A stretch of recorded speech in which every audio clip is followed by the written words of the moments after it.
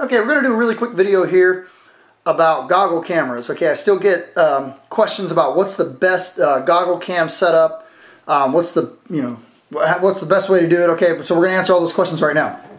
There's two really good cameras that are out there on the market right now. There is the GoPro, which I love the GoPro. I think it's an amazing camera.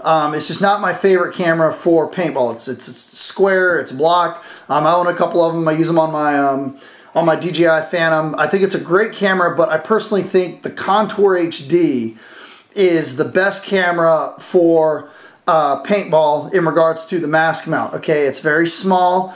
Then the one thing I really love about it is it's got a very simple slide switch to turn it on and turn it off. Okay, so you slide this big switch forward and it's recording. You slide it back and it stops recording. Something else that I really like also is that it's got a little laser on it. It's got a laser on it, and it allows you to line up the mount on the side of your mask properly to make sure that you're getting the best footage possible. You push the little button in the back. You can see here on my hand, laser should pop up here, so you can see where it's at. You can also tilt it, so you can tilt it slightly to the side, and the orientation of the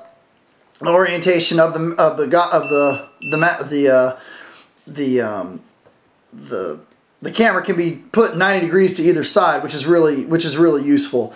But I really like the Contour HD. It's probably my favorite camera that's out there right now. They're selling them on Amazon for about $120, and it's a great camera for recording for paintball. Now let's talk about the mount. There's something that's really important. The Contour HD, I don't believe, comes with this mount in the box, okay? Stock. You have to buy this separate. It usually runs between $20 to $40.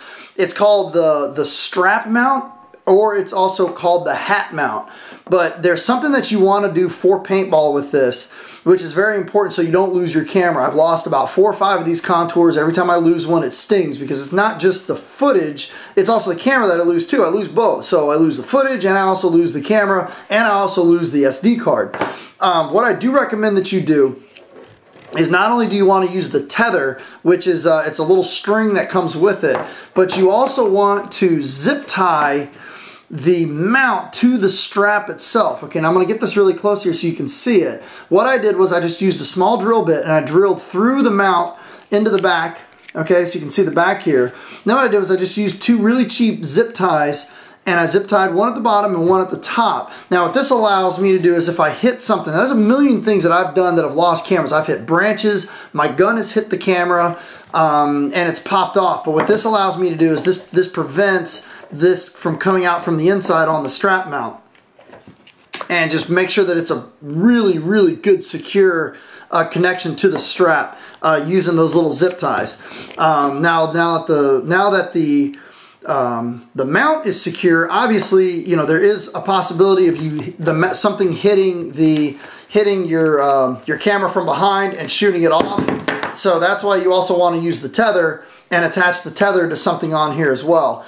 Anything that you can do to try to not lose your camera, because once this thing drops in the dirt, you're never going to see it again. Either somebody's going to pick it up, or where you're going to lose it, you're never going to see it again. But that's my favorite. Now there has been some other things that have come out.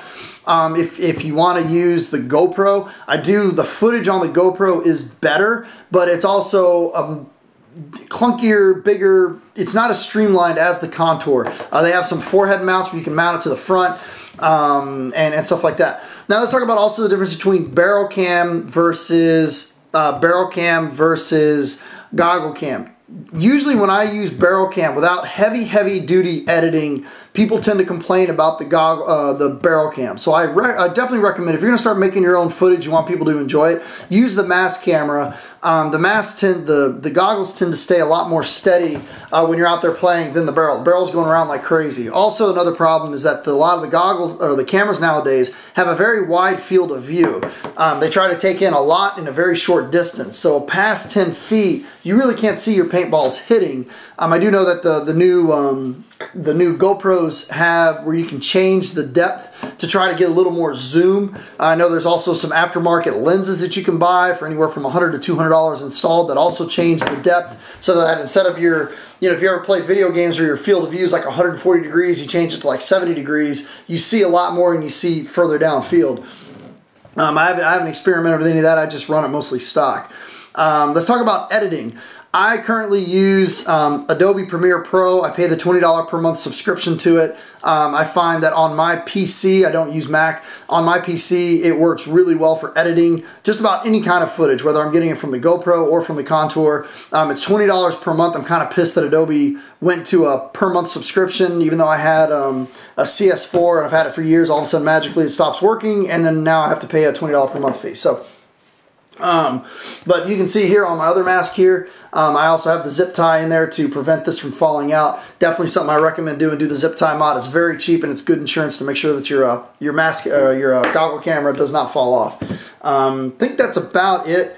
Something else I want to cover too is that I noticed it this weekend out there at First Strike Paintball. I was at the Halo event. It was nice weather, about 50 degrees. Saw a couple players that were complaining about mask fogging. I highly recommend, if you're playing, especially scenario paintball, or if you're playing in the morning or anything, to build yourself a mask like this, where you get the goggle fans from Inception Designs.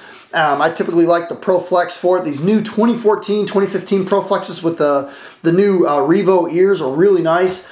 They give a lot more protection on the lower part of the ear, the earlobe, and behind the jaw than the old standard ears, and they feel great. So the new Revo ears are great, but I recommend anybody who may live in an area where their fogging might be a concern to build a mask like this. Get yourself a Pro Flex, get the new 2014, 2015 Pro Flex with the Revo ears.